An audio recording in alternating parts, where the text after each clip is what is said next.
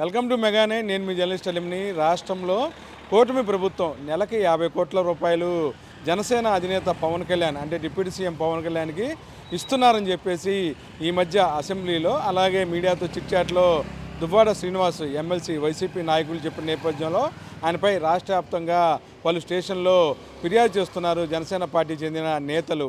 ఇప్పటికే అమలాపురంలో పోలీస్ స్టేషన్లో దువ్వాడ శ్రీనివాస్ పైన కేసు నమోదవుతే మరోపక్కన ఈరోజు గుడివాడలో టూ టౌన్ పోలీస్ స్టేషన్లో కూడాను పోలీస్ స్టేషన్కి వెళ్ళి జనసేన నాయకులు కేసు నమోదు చేయాలని చెప్పి కూడా పోలీసులతో వాగ్వివాదం దిగారు.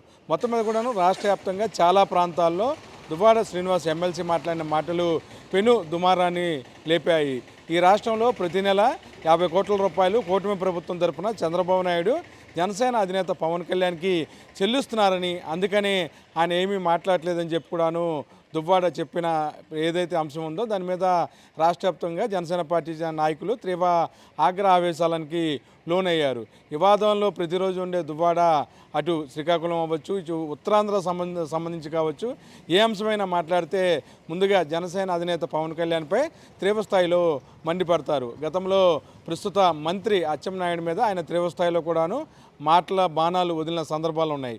ఈ నేపథ్యంలో జనసేన అధినేత అలాగే డిప్యూటీ సీఎంను ఉద్దేశించి 50 కోట్ల రూపాయలు కూటమి ప్రభుత్వం చెల్లిస్తుంది, ఆయనకి ప్రతి నెల ఒక విధంగా మామూలు చెల్లిస్తుందని చెప్పి కూడా చెప్పిన నేపథ్యంలో రాష్ట్ర వ్యాప్తంగా జనసేన పార్టీ చెందిన నాయకులు తీవ్ర ఆగ్రహావేశాలు లోనైతమే కాకుండా వివిధ ప్రాంతాల్లో వివిధ నియోజకవర్గాల్లో ఆయన మీద పోలీస్ కేసులు నమోదవుతున్నాయి.